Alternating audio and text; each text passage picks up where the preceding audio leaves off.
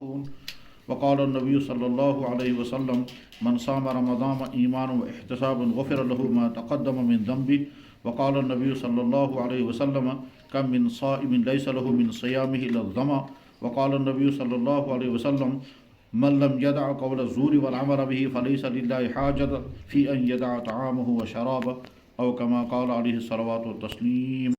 صدق الله مولانا العظيم وصدق رسوله النبي الكريم ونحن على ذلك لمن الشاهدين والشاكرين والحمد لله رب العالمين. يا رب صل وسلم دائما أبدا على حبيبك خير الخلق كلهم.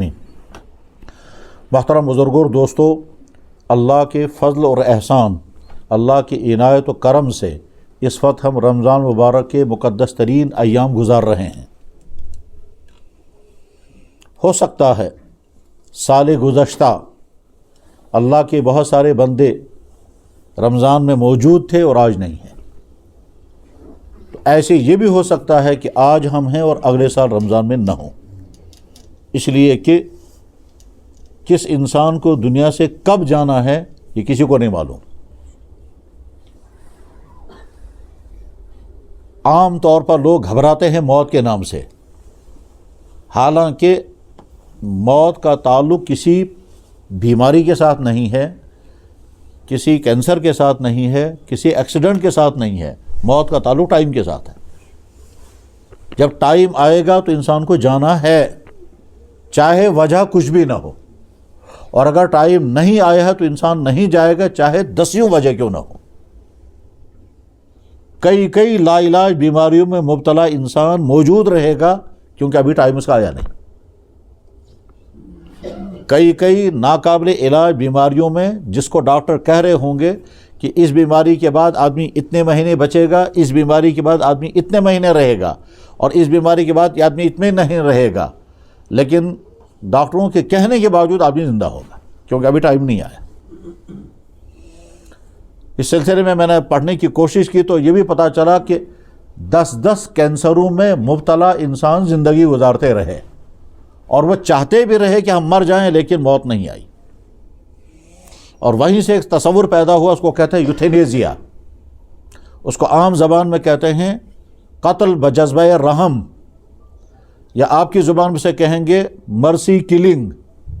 ایک ایسا بیمار کہ جو بیمار اب قابل علاج نہیں ہے اور وہ اپنی بیماری سے تنگ آ چکا ہے، اس کے گھر والے بھی چاہتے ہیں کہ یہ مر جائے، تو کیا ہم اس کو ایک ایسا انجیکشن دے سکتے ہیں جس کے بعد اس کی زندگی کا خاتمہ ہو جائے اور اس تکلیف سے نکل جائے اور بہت آرام کے ساتھ وہ مرے گا؟ یا مثلا اس کو آسان طریقہ ہے، اس کو کہیں سے چھید لگانی ہے رگ میں اور خون نکلتا رہے گا، ایسا ایسا نکل کے سارا خون نکل جائے گا اور مر جائے گا، کر سکتے ہیں یا نہیں؟ یہ سوال وہی سے پیدا ہوا کہ لا علاج بیماریوں میں مبتلا انسان بہت پریشان حال ہوتے ہیں، اس لیے وہ خود چاہتے ہیں ہماری موت آ جائے۔ تو خیر، یوتھینیزیا یا مرسی کلنگ یا قتل بجذبہ رحم کا فیصلہ کیا ہوگا وہ ہمیں ابھی نہیں سنانا ہے، نقطہ یہ سمجھنا ہے کہ دنیا میں کسی انسان کو نہیں معلوم ہے کہ موت کب آئے گی۔ اس کا تعلق بڑھاپے کے ساتھ بھی نہیں ہے، اس کا تعلق جوانی کے ساتھ بھی ہو سکتا ہے، بس اللہ نے ٹائمنگ ہر ایک کے لیے لکھی ہے اور وہ ٹائم انسان کو پورا کرنا ہے، اور وہ معلوم بھی نہیں کسی کو۔ تو لہذا ایسا ہو سکتا ہے کہ جیسے سال گزشتہ بہت سارے اللہ کے بندے رہے ہوں گے جو رمضان گزار رہے تھے اور آج نہیں ہیں، یہ بھی ہو سکتا ہے کہ ہم میں سے کوئی جس کے مقدر میں اللہ نے لکھا ہوگا زندگی کا خاتمہ، تو اگلے سال رمضان میں نہیں ہوگا۔ جناب رسول اللہ صلی اللہ علیہ وسلم نے حجۃ الوداع میں منی کے میدان میں اہم خطاب کے دوران یہ بھی فرمایا کہ اب اس میدان میں اگلے سال میری تم سے ملاقات نہیں ہوگی، منی کے میدان میں اگلے سال تم ہوں گے، میں نہیں ہوں گا۔ تو اب جب یہ رمضان مبارک کے مقدس ایام ہم گزار رہے ہیں تو اس پر بہت تفصیل سے گفتگو سارے امام کرتے ہیں، ہر جمعہ میں ہوتی ہے، بیانات ہوتے ہیں۔ آج تو میڈیا کا زمانہ ہے، میڈیا میں بے شمار ساری چیزیں سامنے آتی ہیں، تو مفصل گفتگو کرنے کی ضرورت اگرچہ ہے، تو انشاءاللہ تھوڑی سی گفتگو نماز کے بعد ہوگی۔ اب ہمارے پاس ٹھیک اس وقت 15 منٹ ہیں، ان 15 منٹوں میں کیونکہ یہاں کا شیڈول جو ہے وہ یہ کہ ٹھیک 1 بجے اذان ہوتی ہے تو 15 منٹ گفتگو ہوگی، پھر جب جمعے کی اذان ہوگی، اس کے بعد پھر جمعے کی سنتیں پڑھی جائیں گی، پھر دوسری اذان ہوگی، پھر جمعے کی نماز ہوگی، جمعے کی نماز کے بعد پھر تھوڑا سا خطاب ہوگا جس میں بیٹھنے کا موقع جن کو فرصت ہوگی وہ تشریف رکھیں گے۔ حضرات، اللہ تعالیٰ شانہ نے جس چیز کا بھی حکم دیا کرنے کا یا بچنے کا، اس کے پیچھے بڑا فلسفہ ہوتا ہے، بڑی حکمتیں ہوتی ہیں، بڑے راز چھپے ہوئے ہوتے ہیں، عجیب عجیب قسم کے اسرار ہوتے ہیں اور بے شمار فائدے ہوتے ہیں، کیونکہ اللہ حکیم ہے، اللہ رحیم ہے، حکیم بھی اور رحیم بھی۔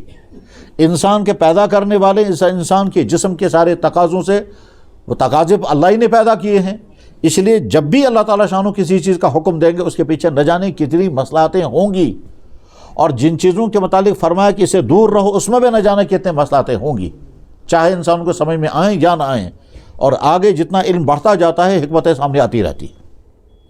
اللہ کے دیے ہوئے احکام کی دو قسمیں ہیں، کچھ احکام وہ ہے جن کے کرنے کا حکم ہے اور کچھ وہ ہیں جن میں بچنے کا حکم ہے۔ ماں باپ کی خدمت کرنے کو لازم کیا گیا، ان کی نافرمانی کو حرام کیا گیا۔ نماز پڑھنے کو لازم کیا گیا، نماز چھوڑنے کو حرام کیا گیا۔ سچ بولنا لازم کیا گیا، جھوٹ بولنا حرام کر دیا گیا۔ سارے لکوڈ حلال کر دیے گئے، شراب کو حرام کر دیا گیا۔ کمائی کے سارے طریقے جائز ہیں، سود ناجائز ہے، رشوت ناجائز ہے، فراڈ کر کے پیسہ کمانا ناجائز ہے، دھوکہ ناجائز ہے، چوری ناجائز ہے۔ نکاح کر کے پرائیویٹ زندگی گزارنا جائز ہی نہیں، مستحسن پسندیدہ بلکہ حکم ہے، لیکن اپنی جنسی ضرورت غلط جگہ پر پورا کرنے کو حرام کر دیا۔ ایک طرف سے انسان کی جنسی ضرورت کو پورا کرنے کے لیے نکاح کا نظام بنایا اور اجازت دی کہ تم نکاح کرو، نہ صرف اجازت دی بلکہ حکم دیا، اور یہاں تک فرمایا کہ 1 کرو، 2 کرو، 3 کرو، 4 نکاح کرو، مگر زناکاری سے دور رہنا، زناکاری حرام کر دی گئی۔ تو ایک طرف سے اللہ حکم دیتے ہیں اس کام کے کرنے کا، اور دوسری طرف سے چیزوں کو حرام کرتے ہیں، دونوں کے پیچھے مصلحتیں ہوتی ہیں۔ اور جو احکام ہیں ان کے پیچھے چونکہ مصلحتیں ہوتی ہیں، تو بعد میں اللہ تعالیٰ شانہ انہی احکام کے ذریعے سے انسان کو ہدایت پر بھی لاتے ہیں۔ اس سلسلے میں بڑے عجیب عجیب واقعات ہیں۔ میں نے واقعہ پڑھا نہیں، ایک شخص جو مستورات تھی، اس نے خود کہا کہ میں صرف اذان کی وجہ سے مسلمان ہونے کے لیے تیار ہو گئی ہوں۔ یہ اسلام سے میں باہر تھی، اسلام سے باہر ایک خاتون ہیں، اس نے اسلام قبول کیا وجہ اذان۔ انہوں نے کہا مجھے اذان اپیل کرتی ہے اور میں سال سے صبح کو اس لیے جاگتی ہوں تاکہ چھت پر چڑھ کر کے چاروں طرف سے میں اذانیں سنتی ہوں، اور اس کے بعد میں نے ڈیسائیڈ کر لیا کہ مجھے مسلمان بننا ہے۔ تو اذان کی وجہ سے وہ مسلمان بنی۔ علامہ اقبال نے لکھا کہ میرے پاس ایک انگریز آیا، اس نے کہا میں مسلمان بنوں گا۔ میں نے اسے پوچھا کیوں؟ اس نے کہا السلام علیکم کی وجہ سے میں نے ارادہ کر لیا کہ میں مسلمان بنوں گا۔ السلام علیکم کی وجہ سے میں نے ارادہ کیا کہ میں مسلمان بنوں گا۔ علامہ نے پوچھا یہ السلام علیکم کی وجہ سے کیوں؟ کہنے لگے میں جب یورپ سے چلا اور بمبئی پہنچا تو بمبئی میں نے مسلمانوں کو دیکھا، میں نے اس سے پہلے مسلمانوں کی سوسائٹی نہیں دیکھی تھی۔ میں بمبئی میں پہنچا تو مسلمانوں کو میں نے سنا وہ ایک دوسرے جب ملتے ہیں تو کہتے ہیں السلام علیکم، السلام علیکم، وہ کہتا ہے وعلیکم السلام۔ تو میں نے جب چاروں طرف سے سنا یہی، تو میں نے سوچا اس کی میننگ مجھے معلوم کرنی چاہیے۔ میں نے ایک شخص سے پوچھا بھائی اس کا مطلب کیا ہوتا ہے جو آپ لوگ سلام کرتے ہو؟ ہم لوگ تو کہتے ہیں گڈ مارننگ، گڈ ایوننگ یا بائی بائی، آپ لوگ کہتے ہو السلام علیکم، اس کا مطلب کیا ہے؟ تو اس شخص نے ان کو کہا کہ مسجد میں جو امام صاحب ہیں ان سے پوچھو جا کر، امام صاحب بڑے صاحب علم رہے ہوں گے۔ چنانچہ انگریز نے جا کر اس سے پوچھا کہ یہ جو السلام علیکم آپ لوگ کرتے ہو اس کا مطلب کیا ہوتا ہے؟ تو امام صاحب چونکہ بہت سمجھدار رہے ہوں گے تو امام صاحب نے کہا بھائی ہم اصل میں اگلے والے آدمی سے کہتے ہیں کہ تم سلامت رہو، تمہارا ایمان سلامت رہے، تمہارا دین سلامت رہے، تمہاری صحت سلامت رہے، تمہاری عزت سلامت رہے، تمہاری اولاد سلامت رہے، تمہاری دنیا اور آخرت سلامت رہے۔ 10 سلامتیں اسے جوڑی اس کے ساتھ، کہا ہم جب السلام علیکم کہتے ہیں ہم گویا کہتے ہیں یہ ساری چیزیں آپ کی سلامت رہیں گی۔ تو انگریز سوچ میں پڑ گیا کہ یار اتنی بڑی سلام تو ہماری سوچ بھی نہیں سکتے، ہر چیز کی سلامتی کی آپ تمنا کر رہے ہیں میرے لیے، اور جہاں تک میری نظر بھی نہیں جاتی۔ بس یہاں سے اس کے دل میں خیال آیا جس مذہب نے سلام ایسا رکھا ہوگا وہ مذہب غلط نہیں ہو سکتا۔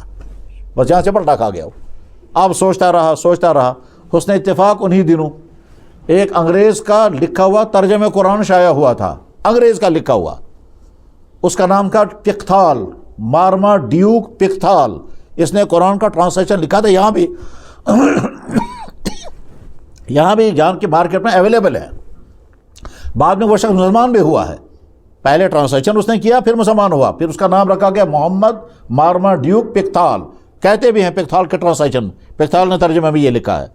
پکتھال صاحب کا ترجمہ شائع ہو گیا تھا، اس انگریز کو ترجمہ مل گیا، اس نے پورا قرآن پڑھ لیا، پھر وہاں بمبئی سے چلا لاہور پہنچا علامہ اقبال کے پاس، علامہ سے کہا جی میں مسلمان ہونا چاہتا ہوں۔ علامہ نے پوچھا کیوں؟ انہوں نے کہا السلام علیکم کی وجہ سے۔ تو سلام کو ذریعہ بنائے ہدایت کا آنے کا۔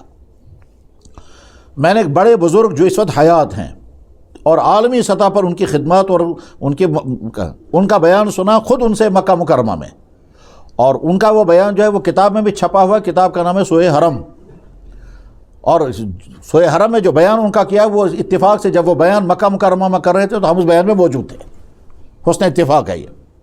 اس میں حضرت مولانا پیر ذوالفقار صاحب دامت برکاتہم نے کیا فرمایا، کہنے لگا میں امریکہ میں تھا، وہاں مجھ سے کہا گیا کہ ایک خاتون آپ سے ملنا چاہتی ہیں، اس کو کچھ مسائل ہیں۔ تو میں نے پوچھا بھائی خاتون سے مجھے کیا کرنا ہے؟ انہوں نے کہا جو اس کے کچھ مسائل ہیں اب وہ آپ سے پوچھنا چاہتی ہے، اور وہ چونکہ مسلمان نہیں تھی، وہ کنورٹ ہوئی ہیں یا ریورٹ ہوئی ہیں۔ میں نے کہا چلو ٹھیک ہے، چنانچہ ان سے ملاقات ہوئی اور اس نے وہ اپنے سارے سوالات جو اس کے پوچھنے وہ سارے پوچھے۔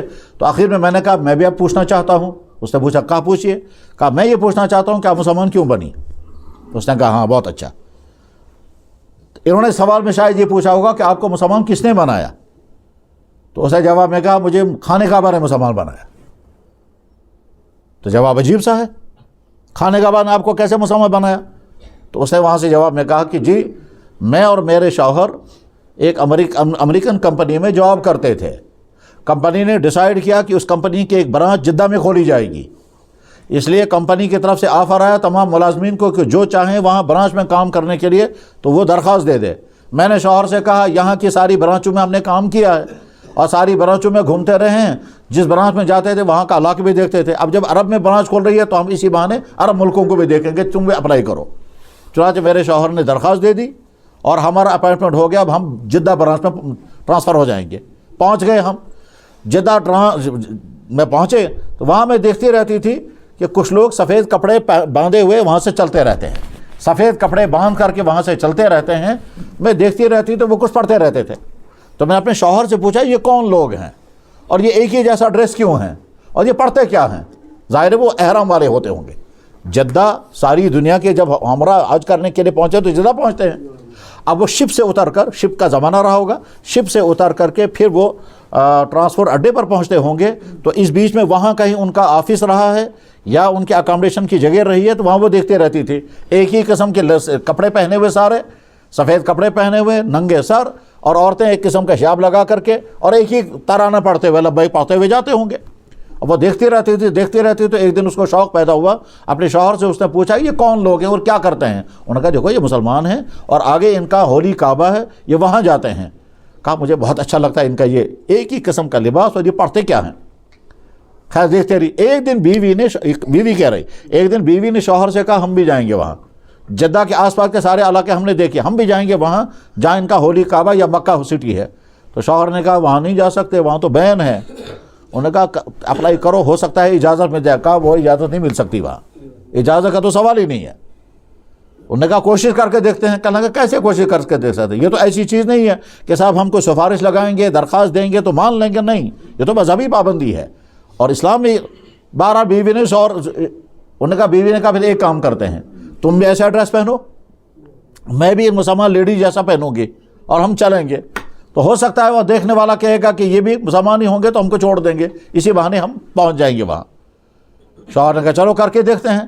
چنانچہ یہی ہوا کیا کہ شوہر نے ویسے کپڑے باندھے، یعنی احرام کی شکل بنائی، اور بیوی نے وہ سکارف لگایا اور جو ہے سارا کورڈ کر دیا سوائے چہرے کے، یعنی اسے پوری طرح سے ان کی کاپی کی جو عورتیں کرتی ہیں یا مستورات کو جیسے کرنا ہوتا ہے۔ اب وہ جو گاڑی میں بیٹھے ہیں تو جہاں چیکنگ پوائنٹ ہے وہاں پولیس والے نے ان کو گاڑی میں دیکھا تو اس نے دیکھتے ہی دور سے سمجھا یہ احرام والے ہوں گے۔ انہوں نے کہا جاؤ رخ، عرب کے لوگ رخ کہتے ہیں، رخ مانے جاؤ، بس وہ خوش ہو گئے۔ اب پہنچے ہم خانہ کعبہ، مگر ان کو پتہ تھا نہیں وہاں کرنا کیا ہے۔ کہتے ہیں جب ہم اندر پہنچے ہم نے دیکھا ایک کالا بڑا والا کمرہ ہے، صرف ایک طرف اس کا دروازہ اور کچھ نہیں ہے، اور چاروں طرف سے لوگ راؤنڈ کر رہے ہیں، یعنی طواف چل رہا ہے۔ کہنے لگے یہ منظر دیکھ کر کے میرا دل دھڑکنے لگا اور میری آنکھوں سے آنسو نکلنے شروع ہو گئے۔ کہا مجھے نہیں معلوم میری آنکھوں کیوں نکل رہے ہیں آنسو۔ ٹھیک، پھر میں نے اپنے شوہر کو دیکھا تو اس کے بھی آنسو چل رہے تھے۔ میں نے اس سے پوچھا آپ کیوں رو رہے ہیں؟ کہا کہ میری سمجھ میں نہیں آتا ہے۔ اور آپ کیوں رو رہی ہیں؟ کہا میں بھی سمجھ نہیں پا رہا میں کیوں رو رہی ہوں۔ پھر بیوی نے شوہر سے کہا چلو ہم بھی یہ راؤنڈ لگائیں گے۔ شوہر نے کہا اس کے لیے تو مسلمان ہونا ضروری ہے۔ تو کہتی ہے مجھے یہ کعبہ کہہ رہا ہے تم مسلمان بنے بغیر یہاں آئے کیوں؟ مجھے لگتا ہے کعبہ مجھ سے شکایت کر رہا ہے، یہ کمرہ مجھ سے کہہ رہا ہے تو مسلمان یہاں آئے کیوں؟ اس لیے جلدی بتاؤ، معلوم کرو کسی سے کہ مسلمان کیسے بننا ہوتا ہے تاکہ ہم بھی یہ راؤنڈ لگائیں گے۔ پولیس والے کسی آدمی سے پوچھا، اس نے امام حرم کے پاس پہنچایا۔ امام حرم نے پہلے تعجب کا اظہار کیا کہ آپ لوگ بغیر اجازت کے آئے کیسے اندر؟ حرم میں تو آ ہی نہیں سکتے حقارت کفر میں۔ کہنے لگا جب جو ہوا سو ہوا، ہم آ گئے، اب ہم کو مسلمان بناؤ۔ امام کعبہ نے ان کو کلمہ پڑھایا، مسلمان ہو گئے۔ ایک آدمی گائیڈ دیا، اور گائیڈ نے آ کر کے ان کا جب طواف کرایا تو عورت کہتی ہے زندگی میں مجھے اتنا لطف کبھی کسی چیز میں نہیں آیا جتنا لطف مجھے آیا اس میں، تو میں یہ سمجھتا ہوں کہ کعبے نے مجھے مسلمان بنایا۔ بس ٹھیک اسی طرح سے ان 2-3 واقعات کو بنیاد بنا کر کے میں عرض کرتا ہوں کہ میں نے کتاب میں پڑھا، کتاب میرے پاس موجود ہے۔ ایک شخص جو ایک بڑے ڈاکٹر، ایک بڑے ہسپتال کے مالک، اس سے پوچھا گیا کہ آپ مسلمان نہیں تھے؟ انہوں نے کہا بالکل میں مسلمان نہیں تھا۔ تو آپ مسلمان کیوں بنے؟ اس نے کہا مجھے رمضان نے مسلمان بنایا۔ اب پوچھنے والے نے پوچھا کہ رمضان نے کیسے مسلمان بنایا؟ اس ڈاکٹر نے ڈیٹیل بتائی۔ پہلے اس کا نام کیا تھا وہ مجھے معلوم نہیں، کتاب میں لکھا ہوا ہے مگر مجھے ذہن میں نہیں رہا۔ اب اس کا نام ڈاکٹر فاروق پٹیل یا ایسا ہی کچھ، پٹیل ذات رہی ہوگی، یہ بھی نہیں معلوم آج وہ ڈاکٹر زندہ ہے، یہ وفات پا چکے ہیں۔ علاقے مجھے معلوم ہے کون سے علاقے کے تھے، یعنی مان لیجیے ساؤتھ انڈیا کے۔ ڈاکٹر فاروق صاحب سے پوچھا گیا کہ آپ مسلمان کیوں بنے؟ انہوں نے جواب میں کہا کہ رمضان نے مجھے مسلمان بنایا۔ پوچھا گیا کیوں؟ انہوں نے کہا میرے پاس جب پیشنٹ آتے تھے، میں ان کے ڈائیگنوزنگ کے بعد پھر ان کو جب دوائی لکھتا تھا تو پیشنٹ اچانک وقت آ گیا کہ مسلمان پیشنٹ ہم سے کہتے تھے ڈاکٹر صاحب ہمارا رمضان شروع ہو گیا، آپ جب دوائی لکھیں گے تو ہم صبح شام دوائی کھائیں گے، دن میں نہیں کھا سکتے۔ میں نے ان سے پوچھا کیوں؟ وہ کہتے تھے کہ ہمارا ایک مہینہ شروع ہو گیا، اس کو کہتے ہیں رمضان، اس میں دن میں نہیں کھانا ہوتا ہے۔ تو میں نے ان سے پوچھا پانی؟ انہوں نے کہا نہیں پانی بھی نہیں پی سکتے۔ تو میں نے ان سے کہا تو پانی 12 گھنٹے نہیں پیو گے مر جاؤ گے؟ انہوں نے کہا جی آج تک کوئی نہیں مرا، پیاس لگے گی لیکن مرتا کوئی نہیں ہے۔ انہوں نے کہا نہیں پانی کے بغیر کیسے جئیں گے؟ کہنے لگا جی ہم تو ہمارے تو دین میں حکم ہے۔ کہنے لگا مجھے دلچسپی ہو گئی، ادھر سے وہ ڈاکٹر ہے، وہ جانتا ہوگا کہ ڈائٹنگ کے فائدے کیا ہوتے ہیں، تو کہتے ہیں مجھے دلچسپی ہوئی۔ جب بھی مسلمان آتے تھے وہ کہتے جی ہمارا روزہ ہوگا، دن میں دوائی نہیں کھائیں گے۔ اسی بیچ میں کوئی عالم بھی آ گئے۔ اس عالم سے میں نے پوچھا کہ آپ ہمارے ہاں آئے ہیں علاج کرنے کے لیے، یہ بتاؤ یہ رمضان کیا ہے تمہارے ہاں؟ انہوں نے کہا جی ہم مسلمان ہیں، ہمارے اللہ نے ہمیں حکم دیا ہے نماز پڑھنے کا، زکوٰۃ دینے کا، حج کرنے کا، اسی طرح تو روزہ رکھنے کو، اور یہ روزہ 1 مہینے رکھنا ہوتا ہے، اور سسٹم اس کا یہ ہے کہ صبح کو فلاں ٹائم پر کھانا پینا بند کرنا ہے اور شام کو، انہوں نے کہا سن رائز سے 1.5 گھنٹہ پہلے آپ کھا سکتے، اس کے بعد نہیں کھا سکتے۔ طلوع آفتاب سے 1.5-2 گھنٹے پہلے سحری ختم ہو جاتی ہے عام طور پر۔ کہنے لگے میں نے اچھی طرح سے، پھر میں نے اس سے پوچھا یہ روزہ ہے کیوں؟ کہنے لگے جی روزہ رکھنے سے انسان گناہوں سے بچ جاتا ہے، برے کاموں سے بچ جاتا ہے۔ میں نے اس سے سوال کیا پھاکا لگنے سے گناہوں سے کیسے بچے گا؟ میری سمجھ میں نہیں آتا۔ وہ کہتے جی قرآن میں تو یہ لکھا ہے لعلکم تتقون، تم روزہ رکھو تو متقی بنو گے۔ میں اسے بار بار سوال کرتا رہا کہ پھاکا لگنے سے آدمی گناہ سے کیسے بچے گا؟ گناہ کا تعلق فاقے سے کیسے ہے؟ کہنے لگے جی ہمارے دین میں تو یہی ہے۔ اب وہ جو میں نے کسی اور سے بھی پوچھا، اس نے بھی یہی کہا کہ جی روزہ اس لیے رکھتے ہیں آدمی گناہوں سے بچتا ہے۔ تو میں نے کہا میں خود تجربہ کر کے دیکھوں گا۔ چنانچہ میں نے معلوم کیا بھائی کیسے روزہ رکھنا ہے۔ میں بھی رات کو اٹھا، صبح کو تھوڑا سا کھایا، اور اس کے بعد پھر پورے دن میں نے روزہ نہیں رکھا، وہ کو کھایا پیا نہیں، شام کو میں نے کھایا۔ کہنے لگا اس دن میں نے صبح سے کہا آج میرا روزہ ہے، اور روزے کی وجہ سے آدمی گناہ سے بچتا ہے۔ کہنے لگا اس دن میرے دن کی فیلنگ یہ تھی کہ ہاسپٹل میں اگر کوئی فیمیل پیشنٹ آتا تھا اور اتفاق سے اگر وہ جوان ہو تو میرے دل میں بعض دفعہ چیک اپ کے دوران برے خیالات بھی آتے تھے۔ اسی طرح سے مجھے کبھی اس کا خیال نہیں آتا تھا کہ ہمارے ہاں جو پیشنٹ آیا اس کے پاس پیسہ ہے یا نہیں، ہم تو اپنا بل بناتے تھے۔ لیکن جس دن میں نے روزہ رکھا اس دن مجھے خیال آیا دیکھو آج تمہارا روزہ ہے، اس پیشنٹ کو بری نظر سے مت دیکھنا، آج تمہارا روزہ ہے، دیکھو یہ جو غریب لوگ ہیں ان کو آج دوائی مفت دے دو، اور اگر کسی کے پاس پیسہ نہیں ہے تو سختی مت کرو۔ اور کوئی اگر غرض یہ کہ میرے دل میں خیالات بدل گئے، مجھے دل میں خیال آنے لگا کہ دیکھو آج تمہارا روزہ ہے، اپنی آنکھ سے کا غلط استعمال نہیں۔ کہنے لگا یہ بھی کہ جناب میرے سامنے فوٹو لٹکے ہوئے تھے عورتوں کے، کہنے لگا میں نے سوچا آج میرا روزہ ہے یہ بھی نہیں دیکھوں گا، میں نے فوٹو ہٹایا۔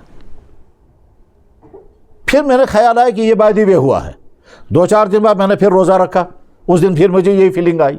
2-4 दिन बाद फिर रोज़ा रखा, मुझे उस दिन फिर यही फीलिंग आई। तो मैं समझ गया कि रोज़े के अंदर रोज़े का कोई कनेक्शन है गुनाहों के साथ, और अगर मुझे अच्छा इंसान बनना है तो मुझे रोज़ा हमेशा रखना होगा, लेकिन रोज़ा रखूँगा मैं गैर मुस्लिम मान करके। अब अगर मैं मुसलमान बनकर रोज़ा रखूँगा तो फिर उस रोज़े के अंदर और ज़्यादा पावर होगा। ईद से एक दिन पहले वो मालूम करते रहे, फिर किसी मौलाना या इमाम साहब के पास गए और उनसे तय कर दिया, और अगले दिन ईदगाह में आकर के उसने कलमा पढ़ा और वो मुसलमान हो गया। और उसने वह ऐलान किया, मुझे किसी ने इस्लाम की दावत नहीं दी, मुझे आपके रमज़ान की वजह से मैंने खुद तय कर दिया कि मैं मुसलमान बनूंगा। बस ये बुनियाद ज़हन में रख करके अब देखें, रमज़ान बहुत बड़ी नेमत, रमज़ान बहुत बड़ा एहसान, रमज़ान एक स्पेशल ऑफ़र होता है अल्लाह की तरफ से कि रमज़ान का महीना आ रहा है, उसमें तुम्हारे आमाल की कीमत बढ़ जाएगी। एक फ़र्ज़ अदा करोगे 70 फ़र्ज़ों के बराबर सवाब होगा, और नफलों के सवाब फ़र्ज़ों के बराबर दिया जाएगा। बिल्कुल अगर कोई किसी तरफ से ऐलान होने लगे कि साहब एक महीने के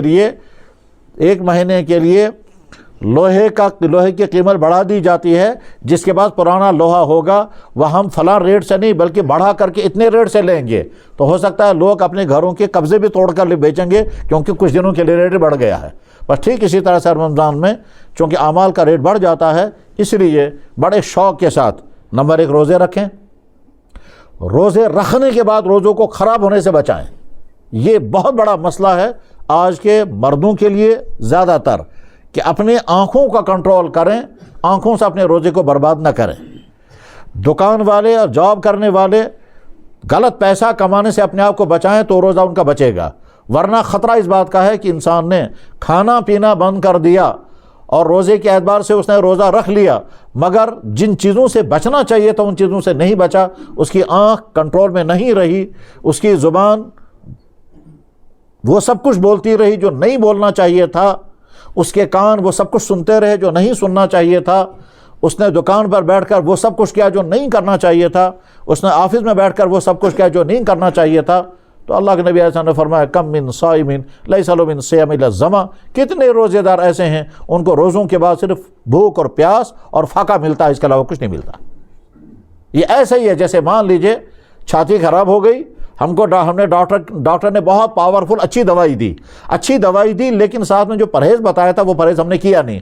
आइसक्रीम भी खाते रहे, ठंडा पानी पीते रहे, और लीमों का पानी पीते रहे, दही पीते रहे। डॉक्टर ने ये सारी चीज़ें बैन कर दी थी। अब उधर से हम दवाई खा रहे हैं, उधर से ये सारी चीज़ें खा रहे हैं, छाती ठीक ही नहीं हो रही। तो हमने डॉक्टर से कहा साहब फ़ायदा तो हुआ ही नहीं। कहने लगा कैसे फ़ायदा होगा, एक तरफ से तुम बहुत अच्छी दवाई खा रहे थे, लेकिन दूसरी तरफ से दवाई के असर को ख़त्म करने के लिए तुमने बदपरहेज़ी की, तो सेहत कैसे हो जाएगी। जनाब वाला म्यादे में इन्फेक्शन हो गया, अंतड़ियों का इन्फेक्शन, और डॉक्टर ने बैन कर दिया ये सारी चीज़ें बिल्कुल नहीं खाएंगे। उसमें स्पाइसी खाने, उसमें मिर्चें, उसमें हेवी खाने बंद कर दिए। उसने कहा लाइट खाना खाओ, ये दवाई हम खाते रहे और उधर से बदपरहेज़ी भी करते रहे, फ़ायदा नहीं होगा।